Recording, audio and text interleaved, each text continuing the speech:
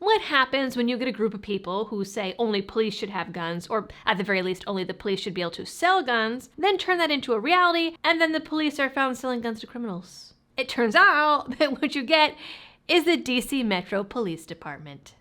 I can't wait to see how this one turns out.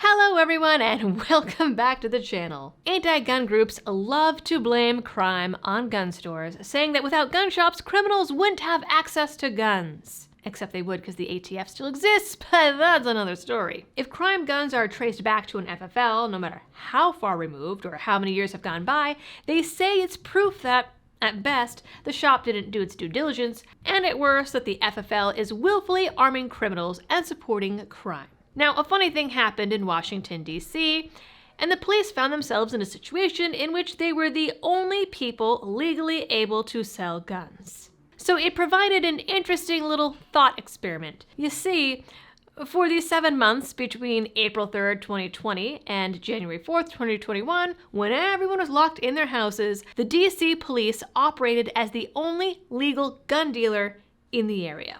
And now, it turns out, the ATF is investigating the DC police after recovering a concerning amount of crime guns that they say are traced back to the department. But before I get into all the details on that, I'd like to tell you all about the Attorneys on Retainer program. You don't have to follow the daily news to know how important it is to have a lawyer on your side when it comes to anything related to firearms. We also know from a couple high-profile cases that even with self-defense insurance, a lawyer isn't guaranteed if you find yourself in a self-defense situation, which is really unfortunate. But Attorneys on Retainer is different in that it is literally a program to retain legal counsel rather than an insurance program that has all kinds of exclusions and hoops you need to jump to in the fine print. Attorneys on Retainer has you covered for misdemeanors, felonies, appeals, and even bail bonds. It doesn't even matter if you were in a gun-free zone or if it happened in a state that doesn't exactly like to grant constitutional rights. Unlike insurance companies, their only requirements are that the incident happened after purchasing coverage and that you reasonably acted in good faith. So to switch over from your existing self-defense coverage, head on over to my link in the description and use code LibertyDoll to get $50 off your sign-up.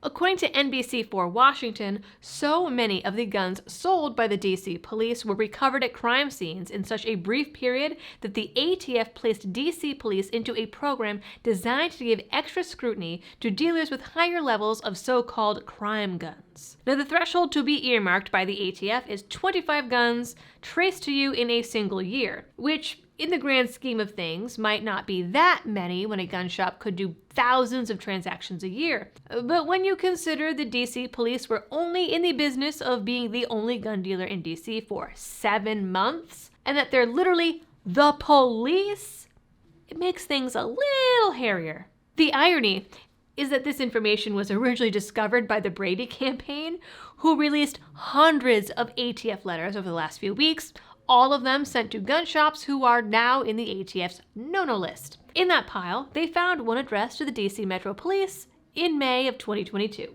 Now, it's worth noting that while only 2% of FFLs across the country are in the ATF Special Demand 2 program, 14% of the dealers around the larger DC area, including Virginia and Maryland suburbs, are in the program. So that tells us that there's more crime there and more criminals, and that it's probably not a case of gun shops purposefully arming criminals, unlike what Brady seems to think. Though it is interesting that the guns sold by the DC police in particular had a short time to crime. While on average, according to the ATF, it takes 10 years for a legally bought gun to be found at a crime scene, the guns from the DC police had a time to crime of 20 months or less. The DC police have since stopped operating as an FFL, but the circumstances are still curious. It could be that there are just so many criminals that it's easy for 25 guns to show up at crime scenes, especially during the crime spikes of 2020 and 2021, and that don't seem to have stopped. But I also can't imagine that criminals were lining up to go get guns from the cops. So how they got there, nobody knows. Also, there are now 2 FFLs operating in the DC area.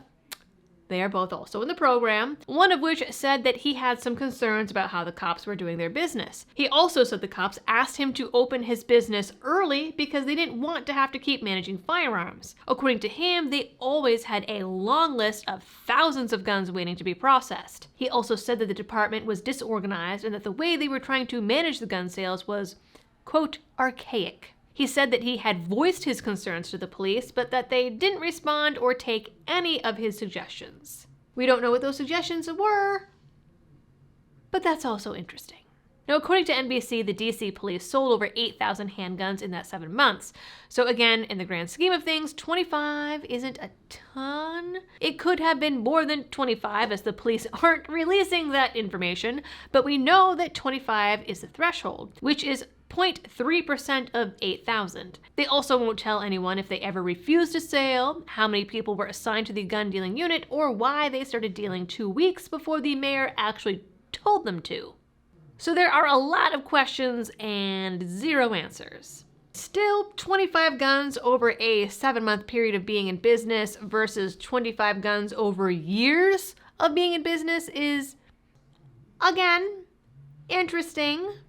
Now, if you're curious as to how the police even ended up in this position, the DC Council passed a law in 2012 that would allow the city to seek a license to sell guns if no other private businesses would. This was after being dragged to court. A lot.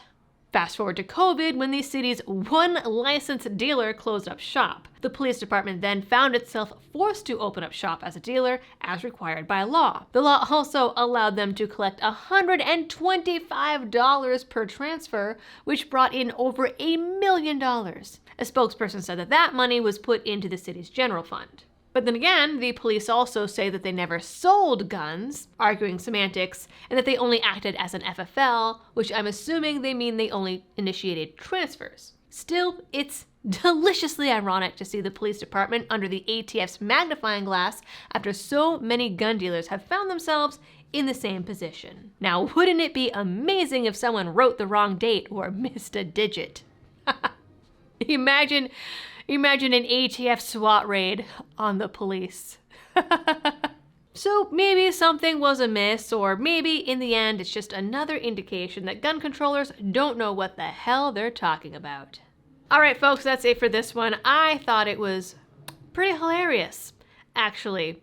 In a bad way, but still pretty funny. So hopefully you did too.